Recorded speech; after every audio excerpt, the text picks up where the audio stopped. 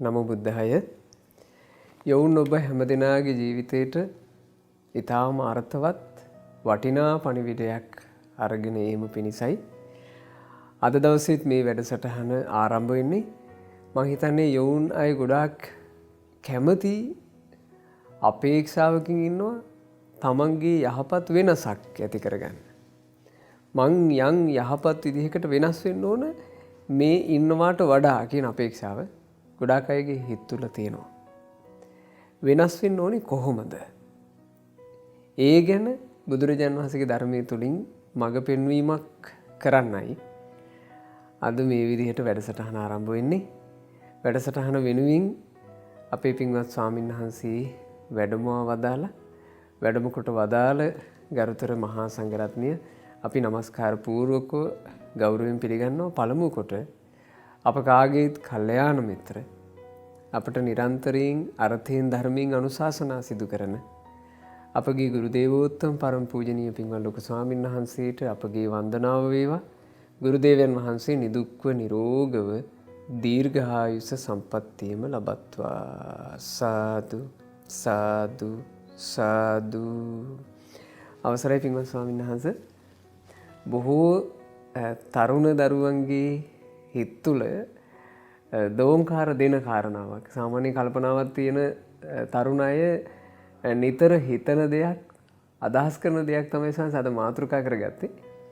කියන්නේ ගොඩක් අය බලාපොරොත්තුෙන් ඉන්නවා ස්වාමීන් වහන්සේ මේ දැන් ඉන්නවට වඩා හොඳ යහපත් කෙනෙක් වෙන්න ඕනේ මම මගේ ජීවිතේ යහපත් පැත්තට පෙරල ගන්න ඕන. මේ ඉන්නවට වඩා හොඳ කෙනෙක් බවට මං ජීවිතේ කොහොම හරි පත් වෙන්න ඕන කියන හිත මම හිතන්නේ බහුතරයක් අයගේ හිතවල තියෙන එකක් සයින්. නමුත් ස්වාමීන් වහන්සේ මේ වත්මන් වටපිටාව අරගත්තාම විශේෂයෙන් මේ වෙනකොට සමාජ මාධ්‍ය ජාලා කියලා කියන්නේ පුංචි ළමයාගේ ඉඳලා වැඩි හිටියාම දක්වා මේ මරණ මංචකයට සමීපව ඉන්න කෙනා දක්වාම මේක ව්‍යාප්ත වෙලා ගිහින් තියෙනවා. අනිත් එක ඒක නොයෙකුත් ඒ උදෙසා තාක්ෂණික උපකරණ හැදිලා තියෙනවනේ සයන්ස්. නොයෙක් තාක්ෂණික උපකරණ තියෙනවා. මේවත් එක්ක හරියට මාධ්‍ය භාවිතයක් බොහෝ දෙනෙක් අතරේ තියෙනවා. මේ මාධ්‍ය භාවිතය කියන එක ස්වාමීන් වහන්සේ විශේෂයෙන් තරුණ අය ඒ ගැන අදහස් කරන්නේ අපි මේ මාධ්‍ය භාවිතයක් කරන්නේ එහෙම නැත්නම් තාක්ෂණික උපකරණ භාවිතයක් කරන්නේ මේක අපේ ජීවිතයට යම් පහසුවක් පිණිස අපි මේක කරන්නේ. එහෙම නැතුව මේක නෙවෙයි අපේ ජීවිතේ. එහෙම කියනවා සයන්. නමුත් එයාලා දන්නෙත් නැහැ ඒකම එයාලගේ ජීවිතේ බවට පත් වෙනවා. ඒ නිසා මේ මාධ්‍ය භාවිතය කියන එක සයන්ස ජීවිතයකට කොච්චර බලපෑමක් කරන්න සමත්ද කියන එක මම හිතනවා ආරම්භයේදීම පැහැදිලි කරගත යුතු කරුණ. ස්වාමීන් වහන්සේ වැඩසටහන ආරම්භ කරන්න. එහෙමයි ස්වාමීන් වහන්සේ. නමෝ බුද්ධාය. තෙරුවන් සරණයි. දැන් අපේ ස්වාමීන් වහන්සේ කිව්වා වගේම දැන් ජීවිතේම බවට කෙනෙක්ගේ පත් වෙලා තියෙනවා මේ සමාජ මාධ්‍ය. එතකොට අපි හොඳට තේරුම් ගන්න ඕනේ දැන් අපි මේ ලෝකෙත් එක්ක සම්බන්ධ වෙන්නේ අපේ තියෙන ඉඳුරන් එක්කනේ. එතකොට දකින දේ අපුව වෙනසකට ගේන්න පුළුවන්. අහන දේ දැන් අපි S2 අරපු ගමන් අපිට මේ ලෝකේ මේ සමාජ මාධ්‍යවල තියෙන දේවල් ඔක්කොම අපේ මේ S2කට පේනවා. එහෙමයි. එතකොට අපිට කන් දෙකක් තියෙන අය විදියට සමාජ මාධ්‍යවලින් කියන ඔක්කොම දේවල් අපිට ඇහෙනවා. එතකොට අපි සිතුවිලි හිතන අය විදියට අපි අනිත් අයත් එක්ක මැසේජ් මාර්ගෙන් කමෙන්ට්ස් මාර්ගෙන් අපේ සිතුවිලි අපි බාහිර ලෝකෙට යවනවා. අදහස් ආකල්ප තමන්ගේ තියෙන දෘෂ්ටි මේවා අපි මේ සිතුවිලි විදිහට එකිනෙකා හුවමාරු කරගන්නවා. එතකොට මේ ඇසත් කනත් සිතත් කියන මේ ඉඳුරන්ගෙන් සමාජ මාධ්‍යවලට අපව යොමු වෙලා තියෙනවා. එහෙමයි. එතකොට අපි කාලයක් අර ඇහෙන් දකින දෙයින් අපව හොඳ පැත්තට පෙරලෙන්නත් පුළුවන් නරක පැත්තට පෙරලෙන්නත් පුළුවන්. ඊට පස්සේ අපි අහන දෙයින් අපව හොඳ පැත්තට පෙරලෙන්නත් පුළුවන් නරක පැත්තට පෙරලෙන්නත් පුළුවන්. එතකොට අපි සිතුවිලි ගනුදෙනු කරද්දී ආකල්ප දෘෂ්ටි අපි ගනුදෙනු කරද්දී ස්වාමීන් වහන්සේ අපි හොඳ කෙනෙක් වෙන්නත් පුළුවන් සිතුවිලි අතින් ආකල්ප අතින් දෘෂ්ටි අතින් නරක කෙනෙක් වෙන්නත් පුළුවන්. එහෙමයි සර්. ඒ කියන්නේ එච්චර බලපෑමක් මේකට කරන්න පුළුවන්. දැන් අපි මට මොකක්වත් වෙන්නේ නැති වෙයි. මේක ජීවිතේ මට පහසුවක් වෙයි. මේක මට විනෝදාස්වාදයේ ගේන දෙයක් වෙයි. මට මේ කම්මැලි කමින් ගෙවනවට වඩා මේක මට සුවයක් ගෙනත් දී. ඒ වගේ අර බොහොම මේ ප්‍රාථමික මට්ටමේ සිතුවිල්ලකින් අපි පටන් ගන්නෙ. එහෙමයි. නමුත් පස්සේ කාලෙකට වෙනකොට එයාට සමහර ලාවට ඒකට එයා ඇඩික්ට් වෙලා, ඇබ්බැහි වෙලා. එතකොට එයාට සමහර ලාවට මේ ඊට වඩා ප්‍රයෝජනවත් දේවල් එයාට කළ යුතුව තියෙනවා. නමුත් අර එයාට වෙච්ච ඇබ්බැහිය නිසා ප්‍රයෝජනවත් දේවල් බොහෝ කැමැත්තෙන් සිටියත් අර ඇබ්බැහිය වළක්ව ගන්න බැරි වීම නිසා එයාට ඒක මේ පස්සේ කාලෙක මේ අපහසුව ගේන දෙයක් බවට පත් වෙන්න පුළුවන්. එහෙම දැන් ඔය ඇබ්බැහිය නිසාමයි අපි කිව්වොත් එහෙම ඔය සමාජ මාධ්‍ය පරිහරණයට යොමු වෙන යම් තාක්ෂණ උපකරණ සීමාවක් සහිතව පාවිච්චි කරන්න ඒක ඔබට ලොකු බලපෑමක් කරනවා කියලා අපි කතා කරා කියමු සයන්. එහෙමයි. ඒ කතා කරා කියපු ගමන් එයා කියනවා නෑ මම මේකට එහෙම ඇබ්බැහි වෙලා නෑ මේක මම මේ මගේ පහසුවක් පිණිසයි මම මේ පාවිච්චි කරන්නේ කියලා. අර ඒ උපකරණයටම යොමු වෙන්නේ.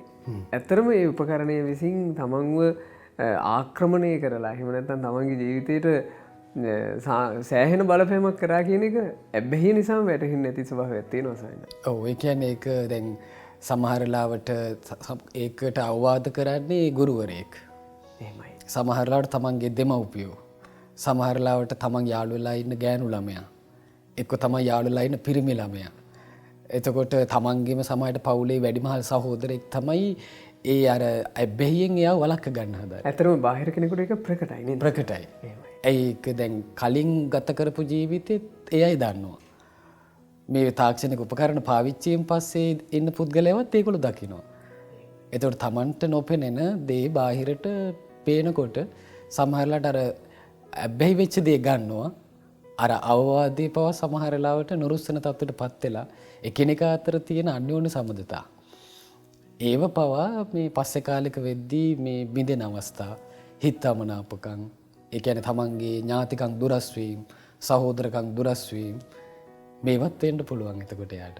එහෙමයි. සානස බොහොම මේ වටින කාරණාවක් ඉස්මතු කරා සාංශ මේ සාමාන්‍යයෙන් අපි විශේෂයෙන් ඔය සමාජ මාධ්‍ය උදෙසා භාවිතා කරන උපකරණ ස්මාර්ට් ජංගම දුරකථනය ඇතුළු කොට අනිකුත් උපකරණ ගත්තාම ස්වාමීන් වහන්සේ ඇත්තටම ඒවත් එක්ක කෙනෙක් සම්බන්ධ වෙන්නේ ඇස් දෙකෙන්.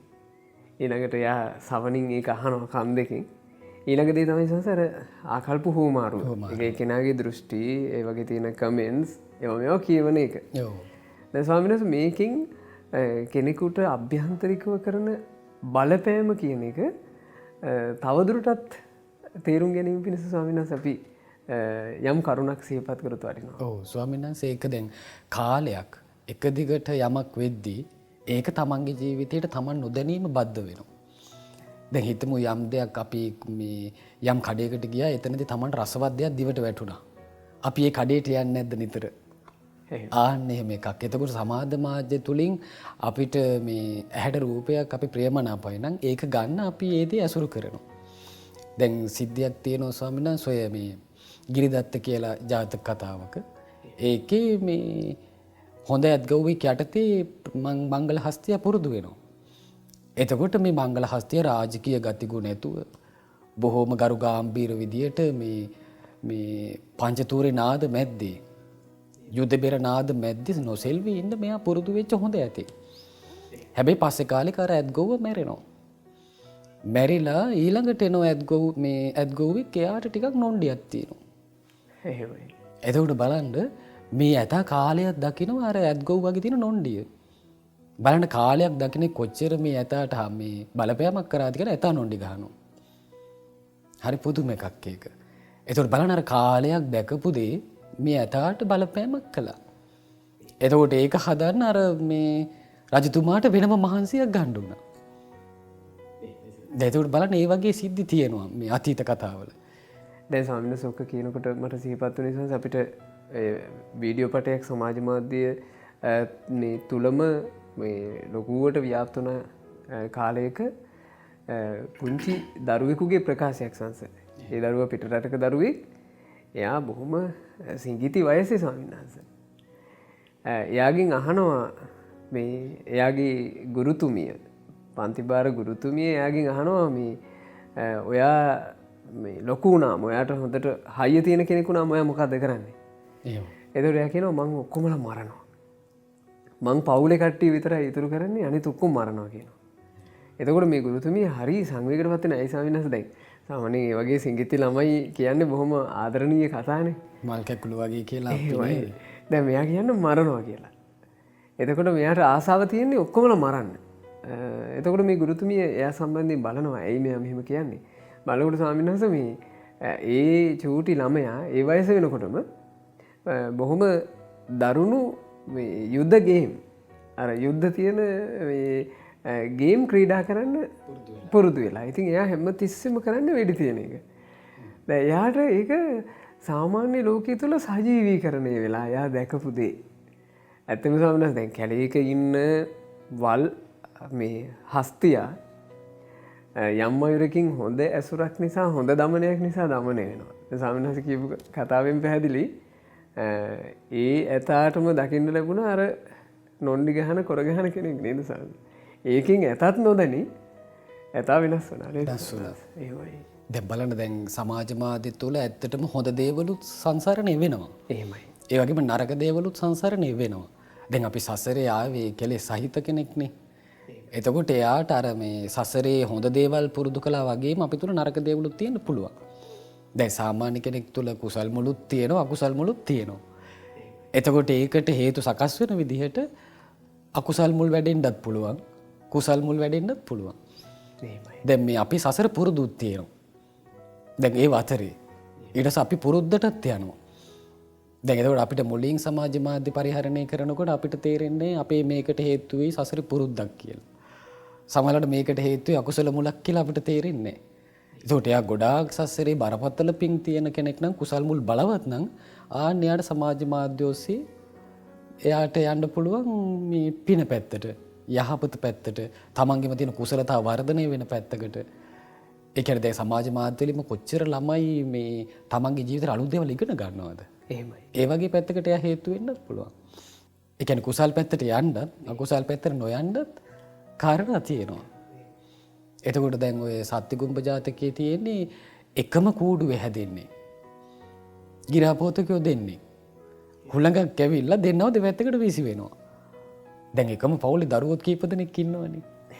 එතකොට සමහර දරුවෝ දෙමව්පියන්ගෙන් හරියට ගුණ අහනවා. හැබැයි සමහර දරුවෝ අම්මා තාත්තගෙන් හරියට දොස් අහනවා. ඒ වගේ මේ ගිරාපෝතකයෝ දෙන්න දෙපැත්තකට වීසි වුණේ. එතකොට දැන් එක ගිරාපෝතකෙක් වැටුණා මේ සොර මුලක් ඉන්න තැනකට. දැන් මෙයයි කතාව වෙන්නේ මංකොල්ල කමු පහර ගමු අරයට ගහමු මෙහෙම කීකේ කතාව වෙද්දී සම්පූර්ණ අර ශ්‍රවණයෙන් ගන්න දේෙන් දරුණු සතෙක් බිහි වුණා. දැන් අනිත් පැත්තෙන් ඒ ගිරව අනිත් ගිරව වැටුණා මේ තාපසාරාමයකට. තාපසයෝ කතාව වෙන්නේ යහපත් දේවල්. එතකොට එක රජ කෙනෙක් මේ දඩයමේ ගිහිල්ලා අතරමං වුණා. අතරමං වෙලා අර සොරමුල ඇවිල්ලා ඒ කතාබහ කරන තැන තමයි මුලින්ම වෙහෙසට පත් වෙලා වාඩි වෙලා හිටියේ. එතකොට අර ගිරවෙක් දැන් රජතුරන්ට ඇහෙනවා අල්ලපියව, කපපියව, කොටපියව, මරාපියව කියලා. රජෙක් උනත් තීන් දාඩිය දැම්මා. මොකද්ද මේ මට ඇහෙන්නේ මම දැන් රජෙක් උනත් මම තනියෙන් ඉන්නේ මේ වෙලාවේ අනතුරක් කියලා රජුරු එතනින් දිව්වා. ඊට පස්සේ ආයෙත් ඒ කන්දේ මෙහා පැත්තට දුවලා ගින් ආයෙ ගස් සෙවණක වාඩි වුණා. එතකොට ඇහෙනවා මෙහෙ එන්න, සිසිල් පෑන් බොන්න, විවේක ගන්න, සුවසේ වසංග මේම කතාව. එතකොට බලන්න මේ අසුරත් එක්ක වෙනස් වෙලා යන එක ලෝකේ තියෙනවා.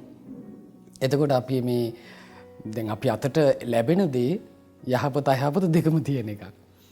එතකොට අපි අර කල්යාණ මිත්‍ර ඇසුර මෙතෙන්ට ගොඩාක් වටිනවා අපිට මේක තේරුම් බේරුම් කරගන්න. දැන් ස්වාමීන් වහන්සේ ඔය බොහොම සුන්දර ජාතක කතා දෙකක් විස්තර කළානේ ස්වාමීන් වහන්සේ. ඔය සත්තිගුම්බ ජාතකයේ එහෙම මම හිතනවා මේ තරුණ දරුවෝ යම් පමණකට යම් සීමාවකට අහලා තියෙනවා.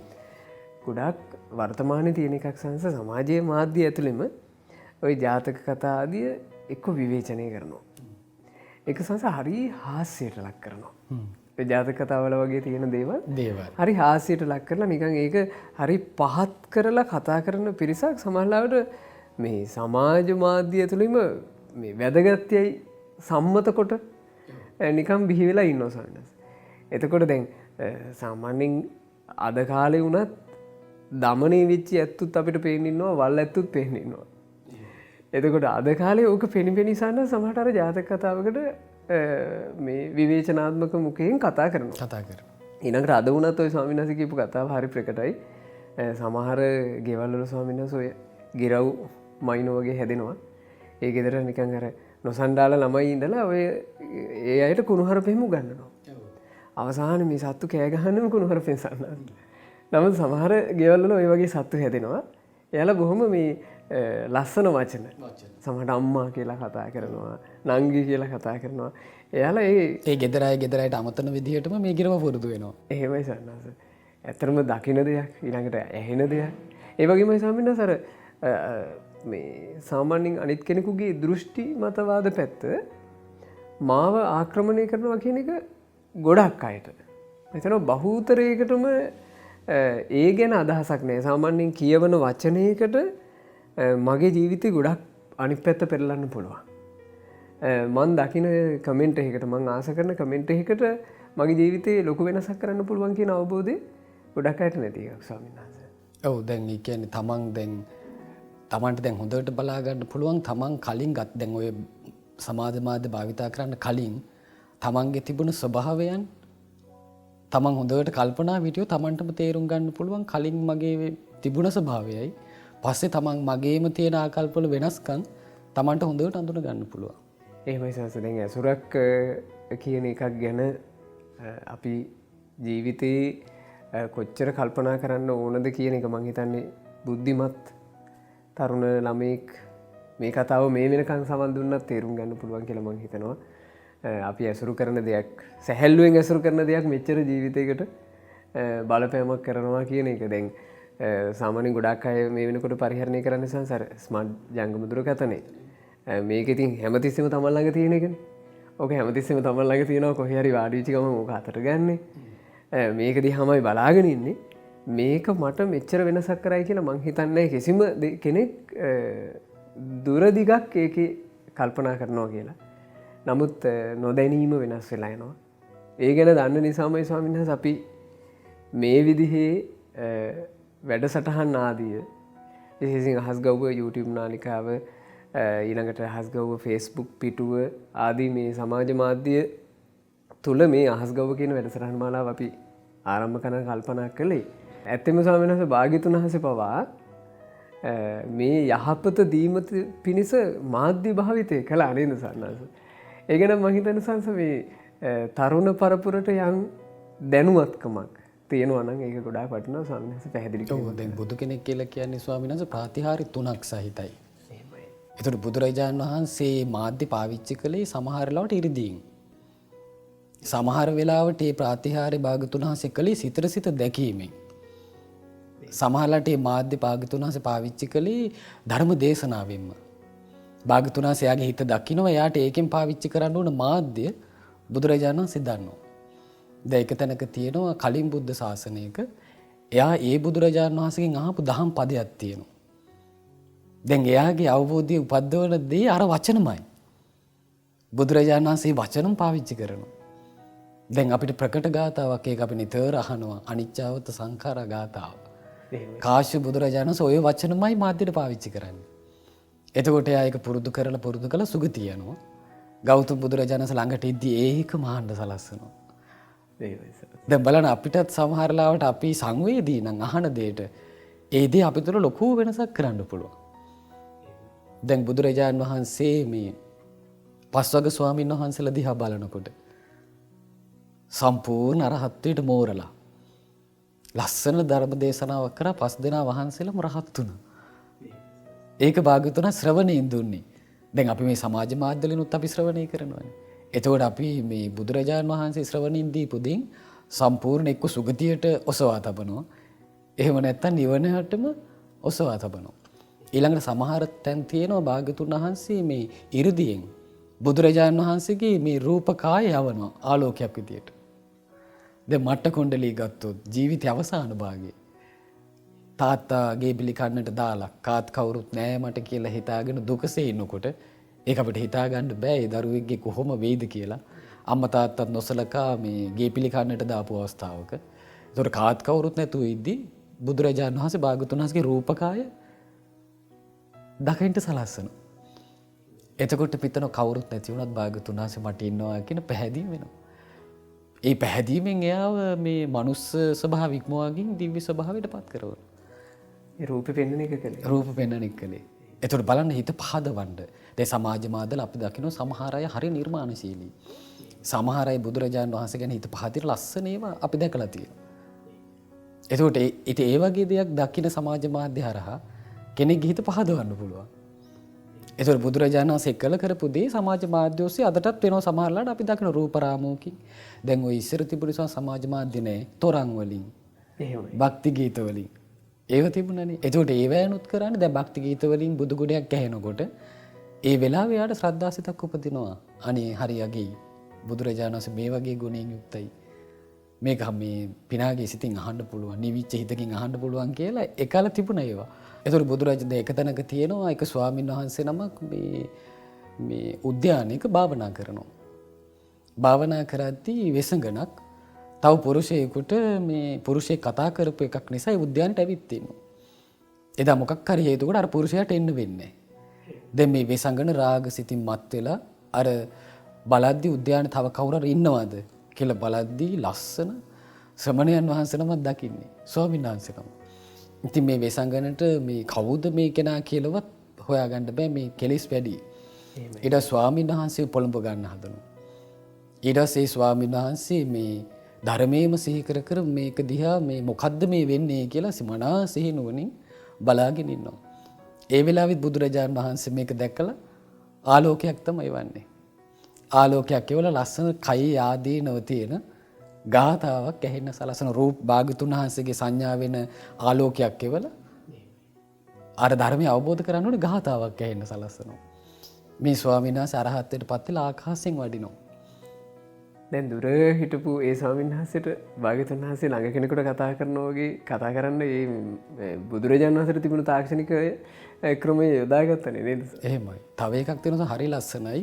දවසක් සාරිපුත්ත මහරහතන් වහන්සේ මුගලන් මහරහතන් වහන්සේ හම්බෙන්න වඩිනවා. එතකොට කියන මොග්ගල්ලාණන් වහන්සේ අද ඔබ වහන්සේගේ ඉරියව් හරි ප්‍රසන්නයි.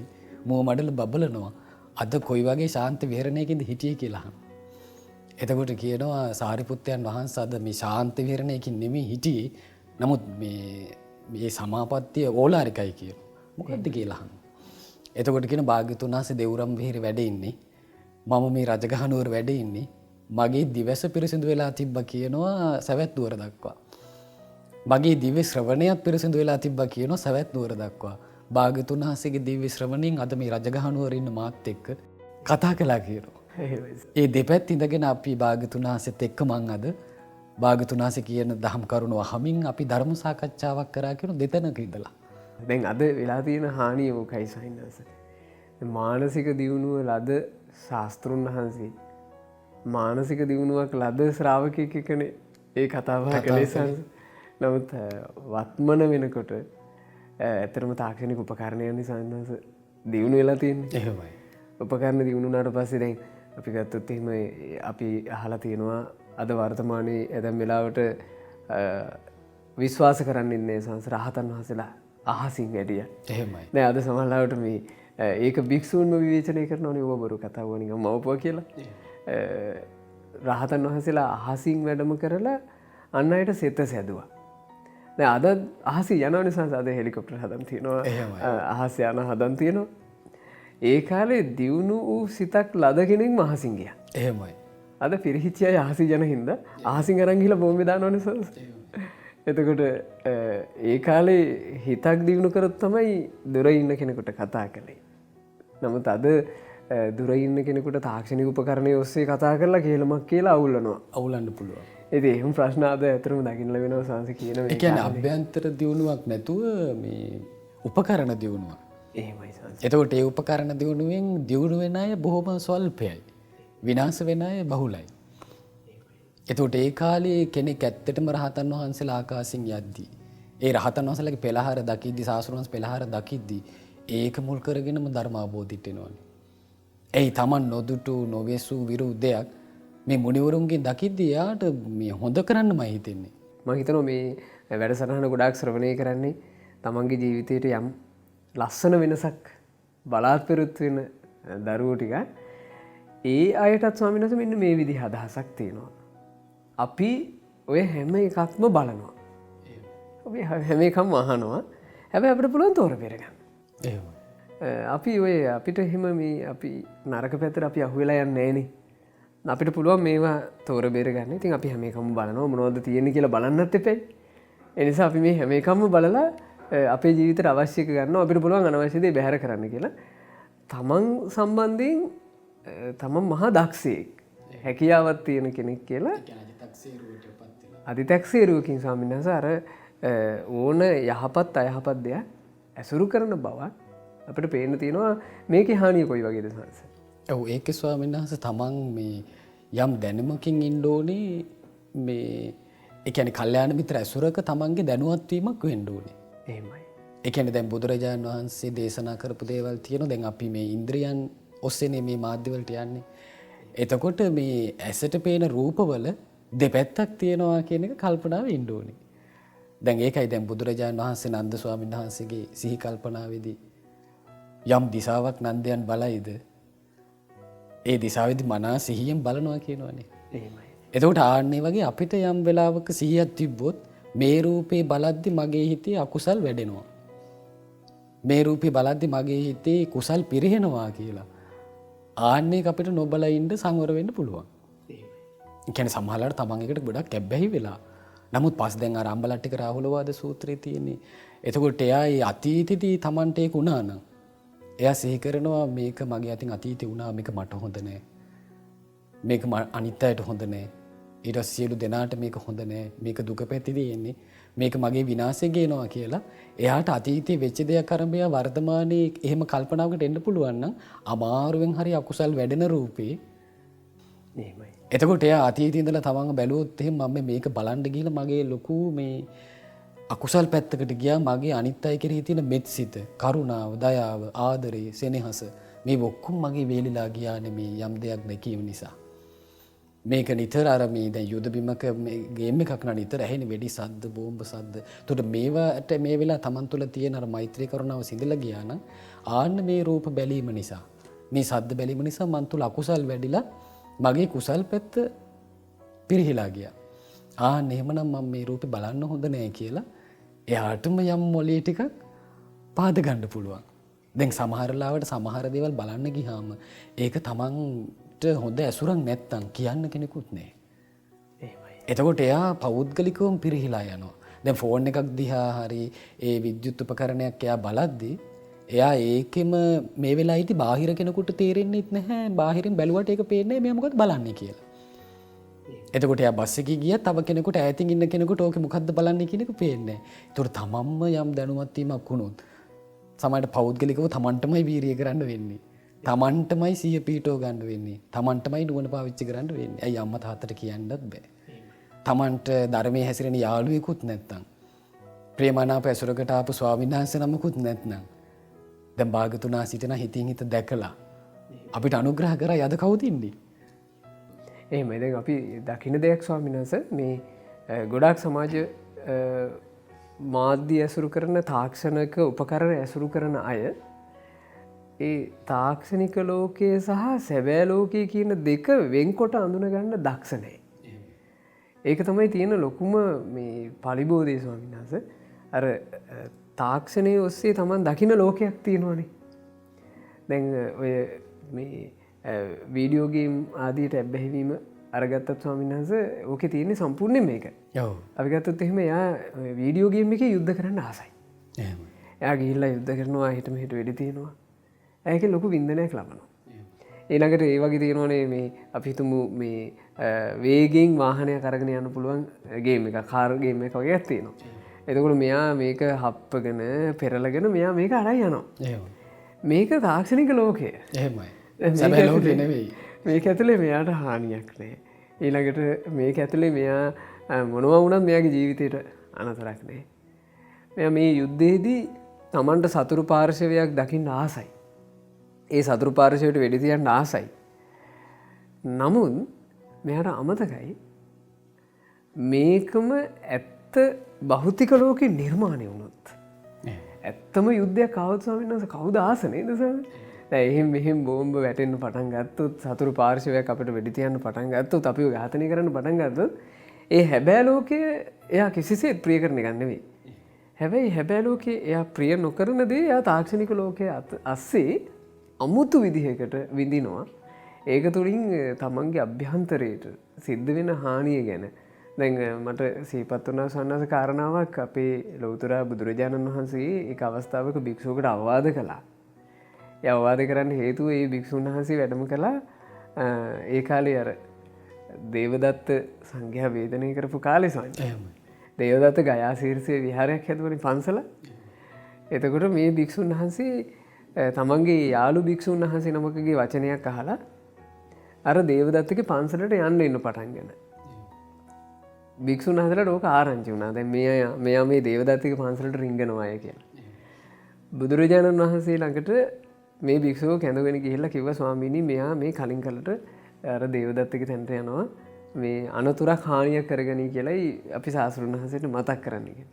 බුදුරජාණන් වහන්සේ ඇහුවා ඇත්තද භික්ෂුව ඔබ මේ දේවදත්ත ළඟට යනවා කියන්නේ? එතකොට මේ භික්ෂුව භාග්‍යවතුන් වහන්සේට කියලා තියෙනවා සන්නස. අනේ ස්වාමීනි මම දේවදත්ත ළඟට යන්නේ. මම යන්නේ එහි දානේ පූජා කරනවා. ඒ දානේ හොඳයි. එහි ධනවත් මිනිස්සු දානේ දෙන්නේ රජුරුවත් දානේ දෙනවා. ඒ නිසා මම මේ ඒ දානේ අනුභව කරන්නයි යන්නේ. මම දේවදත්තක එකක් අනුභව කරන්නේ. මිනිස්සු පූජා කරන එකයි මම ගන්නෙ. ඒ නිසා ස්වාමීනි දේවදත්තත් එක්ක මගේ සම්බන්ධයක් නැහැ කිව්වා. එතකොට බුදුරජාණන් වහන්සේ වදාලා භික්ෂුව ඔය වගේවත් අසත්පුරුෂයා ළඟට කිට්ටු වෙන්න එපා කිව්වා. භික්ෂුව අහලා තියෙනවද? ඈත අතීතයේ ඊතා ප්‍රනීතයට ඵල ලබා දෙන අඹ ගහක් ප්‍රනීත අඹ ඵල හටගන්න අඹ ගහක් ලාම කැසුරක් නිසා පිරිහුණා කියලා අහලා තියෙනවද කියලා. එතකොට තමයි බුදුරජාණන් වහන්සේ ජාතක පුවත දේශනා කළේ දදිවාහන ජාතකයේ සාහිණාස දදිවාහන කියන රජුරවන්ට තිබිලා තියෙනවා ස්වාමීන් වහන්සේ මේ ප්‍රනීත දිව්‍යමය රහක් තියෙනවා කියනවා. ප්‍රනීත අඹ ගෙඩි ලබා දෙන අඹ ගහක්. මේක සාමාන්‍යයෙන් දඹදිව වෙන තිබිලා නැහැ. සාමාන්‍ය රජවරු අතරේ.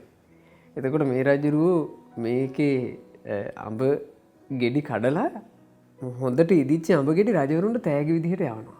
යවද්දී වයිසානස් වැඩක් කරලා තිනවා මේ ඇටේ පැල කරන්න බැරි වෙන්න මොකක් හරි ක්‍රමයක් පාවිච්චි කරලා මොන හරි ඉන්නතක්වක් ගහන්න ඇති යෝගට සන්නස. කොහොමද ඇඹ ඇටේ පැල කරාට පැලවෙන්නේ නිකම්ම කුණු වෙලා යනවා. එතකොට ඕක යවුවාට පස්සේ අනිත් රජවරු හිටවනවා හිටෙවට කුණු වෙනවා. එක රජෙකුට හොඳටම කේන්ති ගිහින් තියෙනවා. රජුරු කල්පනා කරලා තියෙනවා දැන් අපිට මේ අඹ ඇටයක් පැල කරගන්න නැත්නම් මේ රජාට අඹ ගහ ඕනේ. මේ රජුරුව කලා කියන්නේ ස්වාමීන් වහන්සේ මේ තමන්ගේ සේවකයෙක් කිව්වා කියනවනේ අර අඹ ගහ වනසන්න. ඒ වෙනසිල්ල තමයි පුදුම සහගත. ඒ සේවකයා කලා කියන්නේ දදිවාහන රජුරුවන්ගේ මේ ප්‍රනීත අඹ ඵල ලබා දෙන අඹ ගහ ළඟට කිට්ටු වෙන්න කොහොඹ ගස් හිටේවා කියනවා යාය. කොහොම හරි රජුරුවන් ළඟට කිට්ටු වෙලා ගහට සමීප වෙන්න අවසරයක් අරගෙන මිනිසයා කොහොඹ පැල කරලා කාලයක් යනකොට අඹ මුල් අතරින් කොහොඹ මුල් ගියා කියනවා. එහෙමයි. අඹ මුල් කොහොඹ මුල් හේතු වෙලා අර අඹ ගහේ තියෙන ප්‍රණීත රසය නැති වෙලා ගියා කියනවනේ සාම. එතකොට ඇත්තටම ඔහේ සැහැල්ලුවෙන් අපි යම් ඇසුරක් කරනවා. හැබැයි ඇසුර කොයිතරම් භයානක තැනකට අපේ ජීවිතේ අපටත් නොදැනී පෙරලා දාන්න පුළුවන්ද නේද සාම. දැන් සසස දැන් ඔය දේශනවල තියෙනවා දැන් ඔය දැන් කුණු මාංශයක්. දැන් තනකොළ ටික හොඳට තියෙනවා. තනකොළ ගොඩක දැම්මුත් කුණු මාංශයක්. එතකොට තනකොළ ගොඩේ පස්සේ කාලේ කෙනවා කියනවා අර කුණු මාංශ ගඳ.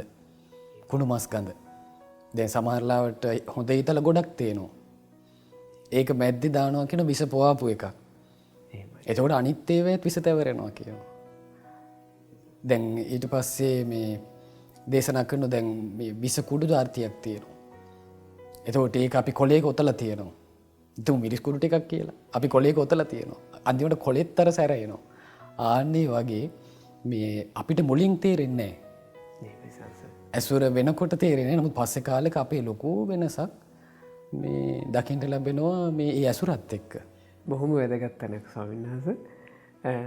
යම් කිසි කෙනෙක් වෙනස් වෙන්න හිතනවා නම් මං මගේ වෙනසක් හදාගත යුතුයි මම මේ මාධ්‍ය පරිහරණයේදී තාක්ෂණික උපකරණ පරිහරණයේදී මට හානියක් නොවෙන විදිහට කියලා කල්පනා කරන බුද්ධිමත් තරුණයෙකුට තරුණියකට ඒ උදෙසා සකස් වෙන්න වටින අවවාදයක් ස්වාමීන් වහන්සේ. ඒ කියන්නේ කොහොමද එයා එයාගේ සකස්වීම කරගන්නේ? දැන් ඇත්තටම මේ වගේ දහම් වැඩසටහන ආදියට යම් කෙනෙක් නැඹුරු වෙලා නිතර ධර්මය අහනවා නම් එයාට යම් ජීවිතේ පරිවර්තනයක් කරගන්න පුළුවන්. නමුත් සංස මේක රැඳිලා ඉන්න එපයි. එහෙමයි. නෑ එයා මේක අතහැරගත්තොත් එහෙම එයා ආයේ වැටෙන්නේ අර නරක තැනකටමයි. එතකොට තමන් යන්නේ කොයි පාරද කියලා කෙනෙකුට සිහි කල්පනාව තියාගන්න. ඒ උදෙසා ප්‍රායෝගිකව ජීවිතේ යොමු කරගන්න පුළුවන් විදිහක් ස්වාමීන් වහන්සේ මම හිතනවා බොහොම වැදගත් වෙයි මේ තරුණ ළමයින්ට. ඔව් ඇත්තටම ස්වාමීන් වහන්සේ දැන් කෙනෙක් හොඳට තමන් ගැන ඒක බුදුරජාණන් වහන්සේ වදාළ ප්‍රත්‍යවේක්ෂාව කියලා තමන් ගැන කාලෙන් කාලෙට හොඳට සිහි කරලා බලන්න ඕනේ. දැන් ඕනම කෙනෙක්ට ගත්තොත් දැන් අද වර්තමානයේ දැන් අපි ස්වාමීන් ආරම්භයේදී කිව්වා වගේ පුංචි දරුව පවා මේ සමාජ මාධ්‍යවලට නොදැනීම යන කාලයක් වුණා.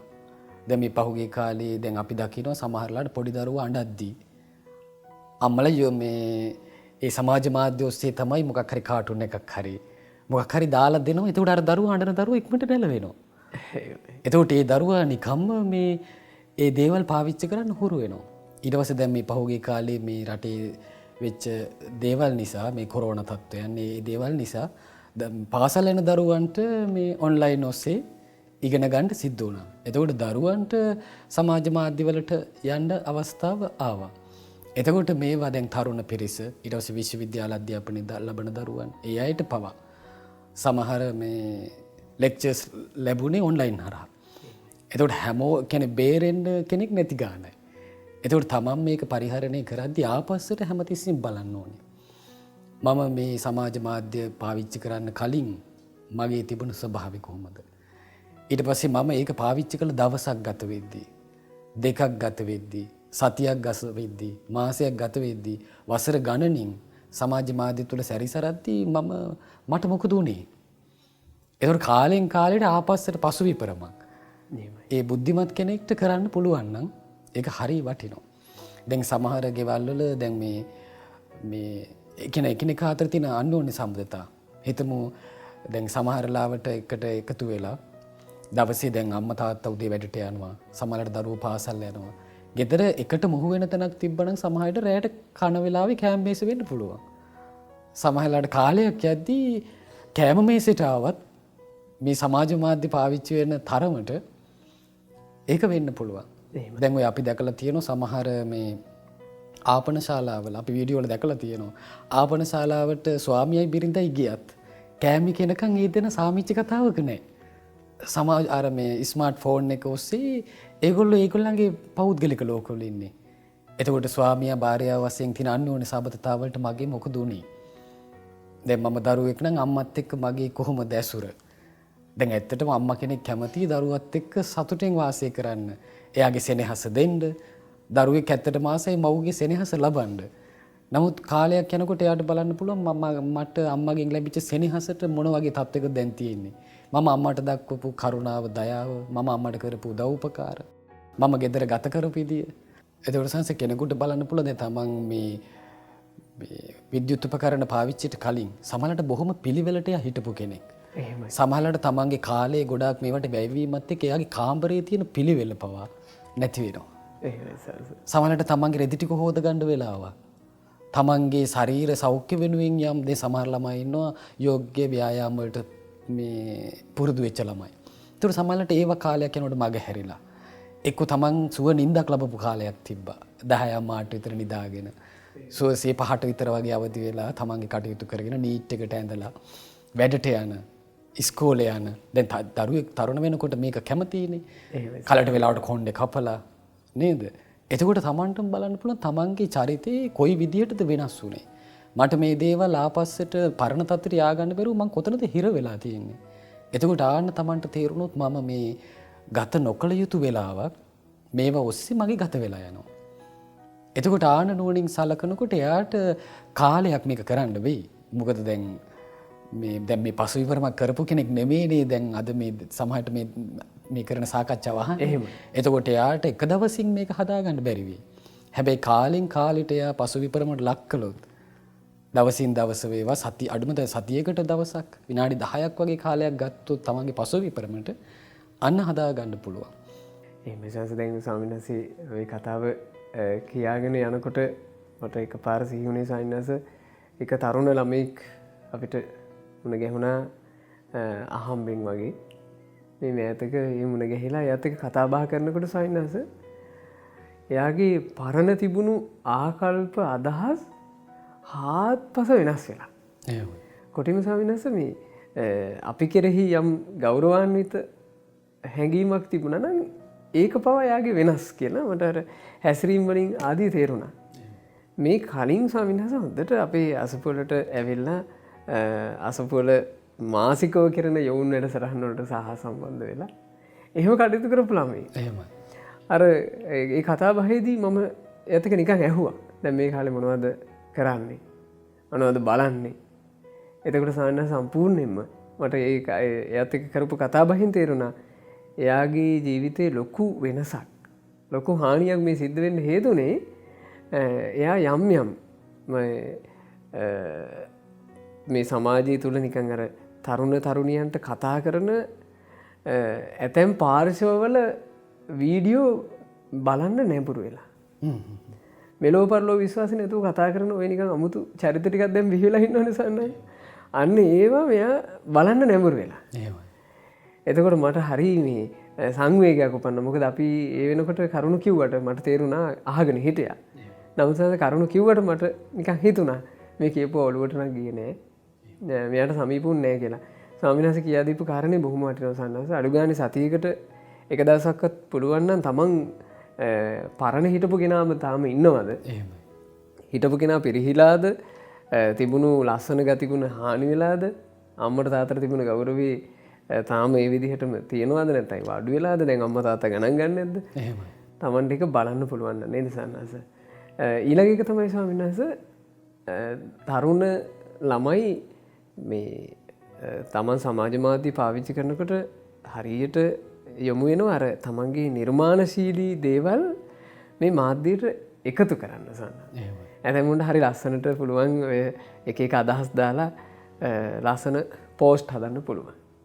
සමහරුන්ට පුළුවන් ලස්සන වීඩියෝ පට හදන්න. සමහරු දන්න හරි ලස්සන කවි ලියනවනේ. සමහරු එම කවිපද ලියන්න දක්ෂයි. එතකොට ඒ තමන්ගේ නිර්මාණශීලී හැකියාව ඇත්තට මේක යම් සුන්දරත්වයකුත් තියෙනවා. මොකද එයා තනියම ඉන්න ජීවිතේ එයාගේ නිර්මාණශීලී දෙයක් තවත් පිරිසකට යොමු කරන්න තියෙන අවස්ථාවක්. නමුත් මේකේ ගොඩාක් බලන්නේ ස්වාමීන් වහන්සේ මං වැඩි පිරිසකට මේක යවන්න නම් මම මොකද්ද කරන්න ඕන? එහෙමයි. වැඩි පිරිසක් ආස කරන්නේ මොනවාටද? ඒ උදෙසා එයා සමහරලාට ඊටාම අශෝභන, ඊටාම අශීලාචාර ඒ වගේ එකක් එයා සකස් කරනවා. මොකද ඒකට බොහෝ දෙනෙක් ප්‍රිය කරයි කියලා. තමන්ගේ නිර්මාණශීලී හැකියාව ඇත්තටම අවභාවිතා වෙනවා. ඒක අපි හරියට දකින්න එකයි ස්වාමීන් වහන්සේ. ඒ කියන්නේ සමාජයෙන් තමන් ගන්න දේදීත් අපි සැලකිලිමත් වෙන්න ඕනේ. ඒ වගේම අපි සමාජයට දෙන දේ නේද සන්නත්? අපිට මේ මාධ්‍ය ක්‍රමයත් එක්ක සමාජයට යමක් දෙන්න පුළුවන් හැකියාවක් තියෙනවනේ. දෙන දේ සම්බන්ධයෙන්. මම හිතනවා මේ තරුණ දූල පුතාලා මේකට ගොඩක් ආස කරයි සන්නත්. ඒ අය සමාජ මාධ්‍ය තුල මං දෙන්නේ මොකක්ද කියන එක ගැන කොයි විදිහට ස්වාමීන් වහන්සේ සැලකිලිමත් වෙන්නේ? ඔව් සර් දැන් තමන්ගේ සමාජ මාධ්‍ය පාවිච්චි කරන්න පටන් ගන්නකොට දැන් හිතමු තමන්ට ඒකේ සගයන් එකතු වෙනවා. ඒතර සගයන් නිතර තමන්ගේ ඒ සමාජ මාධ්‍ය පාවිච්චි කරන ඒ දේවල් වලට එනවා නැවත නැවත. ඇවිල්ලා එතකොට ඒක පටන් ගන්නකොට සමහර ලාවට ඒගොල්ලන්ට හොඳ දේවල් ලැබිලා තියෙනවා. පස්සේ අපේ මේ දැන් බුද්ධිමත්ව කෙනෙක් අපේ දේවල් බලනවා නම් කාලයක් අන්න එයාට තේරෙනවා මෙයාගේ ලොකු වෙනසක් වෙලා කියලා. එතකොට අපි හොඳට කල්පනා වෙන්න ඕන අපි බාහිරට යම දෙද්දී නුවණැති බුද්ධිමත් අයත් ඕව පරිහරණය කරනවා. එතකොට ඒ අයගෙන් දැන් සමහර මේ පාසල් දරුවන්ගේ අවැඩ දේවල් ඊට පස්සේ තරුණයන්ගේ අවැඩ දේවල් ඔය අතර සංසරණය වෙනවා. සමහර ලාවට අර තමන් සුදුසු නුසුදුසු බව දන්නේ නැතුව ඔය දැම්මම නීතිය රැහැනට අහු වෙන දරුවනුත් ඉන්නවා. එහෙමයි. එතකොට මේ ගොඩාක් කල්පනා වෙන්න ඕනේ තමන් සමාජ මාධ්‍ය භාවිතා කරද්දී. දැන් ඔය මට මතකයි එක සිද්ධියක් තියෙනවා මේ එක දරුවෙක් මේ සියදිවි හානි කරගන්න ලැහැස්ති වෙලා තව කෙනෙකුට මැසේජ් එකක් යවනවා. යවලා අන්තිමට මෙයා සියදිවි හානි කරගන්නවා. ඊට පස්සේ වෙලාවට ඒක හරියට වෙන්නේ නැහැ. මෙයා පණ අදිනකොට ඇවිල්ලා මෙයා බේර ගන්නවා. ඊට පස්සේ මෙයා පොලිසියෙන් ඇවිල්ලා මෙයාගේ ෆෝන් එක බලද්දී මේ අර අන්තිමට යවපු මැසේජ් එක තියෙන්නේ. ඒ මැසේජ් එක ගියපු කෙනා තමයි අන්තිමට නීතියට අහු වෙන්නේ. දැන් බලන්න අපි යවන දේ අපි මුදාහරින දේ තව කෙනෙකුගේ ජීවිතයට ලොකු බලපෑමක් කරනවා. එතකොට හිතමු අපි හැමදැන් තරුණ දරුවෙක් අධ්‍යාපනයේ සාමාන්‍ය පෙළ උසස් පෙළ වගේ අධ්‍යාපනය ලබන දරුවෙක් සමාජ මාධ්‍යවලට පුරුදු වුණා කියලා. හැබැයි එයා වයසින් මුහුකුරා යනවා. වයසින් මුහුකුරා යද්දී ආපස්සට අරක බැලුවොත් තමන් ඉහළට ගිහින් තමන් සමාජ මාධ්‍යෙට මුදාහැරියේ මොකද්ද කියලා වියපත් මිනිස්සෙක් වෙනකොට ශෝකේ හට නොගන්න දෙයක්. තමන් මාධ්‍යයට මුදාහැරලා තිබුණොත් ලොකු සතුටක් ආත්මාභිමානයක් එයාට ලබන්න පුළුවන්. හැබැයි දැන් අර නොමේරු නිසා දැන් බුදුරජාණන් වහන්සේගේ ධර්මයේ තියෙනවා කෙනෙක් කල්පනා කරනවා මම කුසල අකුසල නොදන්න කාලේ පටු සිතින් සිටපු කාලේ පින්පව් නොදන්න කාලේ මගේ අතින් මේව වුණා. නමුත් මම දැන් මේ දේවල් අතහැරලා ඉන්නවා කියන තැනට එයා එන්න ඕනේ. නමුත් එයාට අර වියපත් වෙච්ච කාලයකට මෝරපු මිනිස්සෙක් වෙච්ච කාලයකට ඉතින්ට ඇවිල්ලා නැත්නම් එයා ඇත්තටම මෝරලා නැහැ. එයා දවස් දින සති මාස අවුරුදු ගෙවිලා වයසට ගිහින් තියෙන ගුණයක් නැති කෙනෙක් විදියට. එතකොට ගොඩාක් ශෝක කරන්න වෙයි. එයාට ජීවිතේ සතුටක් නැහැනේ. එතකොට දැන් සමාජ මාධ්‍ය ඔස්සේ අපි හිටියත් නැතත් අපි සාමාන්‍ය ඔය මේ අංකොබන ෆෝන් එකක් ආදී පාවිච්චි කළත් නේද නැතත් අපි සියලු දෙනාගේ මිරණම කාලවකවානුත් එක්කම අපි වයසට යනවා. එතකොට ස්වාමීන් වහන්සේ කෙනා මේ වියපත් වෙද්දී එයාට අර තමන් භාවිතා කරපු සමාජ මාධ්‍ය ගැන එයාට ශෝකයක් නොවෙන්න ඕනේ. පසුතැවිල්ලක්, විපිලිසර බවක් නොවෙන්න ඕනේ. එයාට උදාාර සතුටක් එන සමාජ මාධ්‍ය භාවිතාව කරගන්න පුළුවන් වුණා නම් එයා නිසා ලොකු යහපතක් කෙනෙක් කරගෙන. දැන් කෙනෙකුට හිතෙන්න පුළුවන් අර අයියා, අර අක්කා, අර සම්මේ කෙනා හසුරවන රටාව හරිම හොඳයි. මොකද දැන් අපි මේ ওই මාධ්‍ය හරහා යමක් ගන්නවා වගේම තමයි තව කෙනෙක් ගන්නවා. එතකොට අන්න තමන් සමාජ මාධ්‍ය ඔස්සේ සමාජයට ලොකු ආදර්ශයක් සපයපු කෙනෙක් බවට පත් වෙලා. එතකොට එයා සමාජ සෝදකෙක් බවට පත් වෙලා. අපිරිසිදු අයගේ සිත් පිරිසිදු කරන කෙනෙක් බවට පත් වෙලා. තව කෙනෙක්ගේ කායික ක්‍රියාව පිරිසිදු කරගන්න උදව් කරන කෙනෙක් වෙලා. අනුන්ගේ වචනයක් පිරිසිදු කරගන්න මෙයා උදව් කරන කෙනෙක් වෙලා. අනුන්ගේ ආකල්ප, දෘෂ්ටි, මතවාද යහපත් පැත්තට හරව ගන්න උදව් කරපු කෙනෙක් වෙලා. ඒ හොඳ තමන් පස්සේ එනවා. දැන් තමන් කරන එකෙන් කර්මයෙන්ම තමන් පිරිසිදු වෙනවා. තමන් කරන දේම තමන් කිලුට වෙලා යනවා. ඒතකොට පිරිසිදු අපිරිසිදු බව දෙකම තියෙන්නේ තමන්ගේ ක්‍රියාව මත. එහෙම සංස් දැන් මගෙත් එක්ක මට මතකයි එක අවස්ථාවක තරුණ යුවලක් ඇවිල්ලා ඇහුවා ස්වාමීන් වහන්සේ අර ඒ දෙනගේ විවාහය සම්බන්ධයෙන් දැන් විවාහ ක්‍රමේ නොඑක් දේවල් දැන් තියෙනවනේ ස්වාමීන් වහන්සේ විවාහයක් වෙනකොට කරන්න ඕන මේ දේවල් කියලා ඔන්න ඒ විවාහයට උත්සවයක් කරගන්න ඕන ඊට කලින් ෆොටෝ ගහන්න ඕන ආදි වශයෙන් දැන් ක්‍රමවේදයක් හැදිලා තියෙනවා ලෝකේ සමාජ රටාවේ. එහෙම. එතකොට ඒ අය ඇහුවා ස්වාමීන් වහන්සේ අපි මේකේ සීමාව තේරුම් ගන්නේ කොහොමද? අපි විවාහ වෙන්න ලැහැත්ති කියලා. මම එතකොට ඒ ළමයින්ට කිව්වේ සයින්හස යම් දවසක ඕගොල්ලෝ විවාහ වෙච්ච විදිහ ෆොටෝ එකකින් වීඩියෝ එකකින් එක්කෝ ඇල්බම් එකකින් ඕගොල්ලෝගේ ලොකු මහත් වෙච්ච දරුවෝ අවුරුදු 16 අවුරුදු 18 දරුවෝ දකිද්දී ඒ දරුවන්ට විලිලැජ්ජාවක් නැතුව බලන්න පුළුවන් විදිහට හදාගන්න කියලා.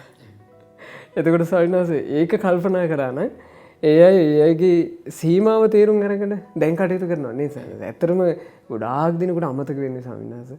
ස්වාමීන් වහන්සේ කියපු කාරණේමයි තමන් වයසට යන බව අමතකයි. එහෙමයි. තමන් ලෙඩ වෙන බව, උත්පල වෙන බව අපි කොච්චර දකින්නවද ස්වාමීන් වහන්සේ? අවුරුදු 16, 18 තරුණ දූලා පුතාලා සමහරවිට පිළිකා තත්ත්ව වගේ වලට බඳුන් වෙලා ඒ අය අසරණ වෙන හැටි. ඉතින් ඒ වගේම ලෙඩ වෙන ශරීරනේ අපිටත් තියෙන්නේ.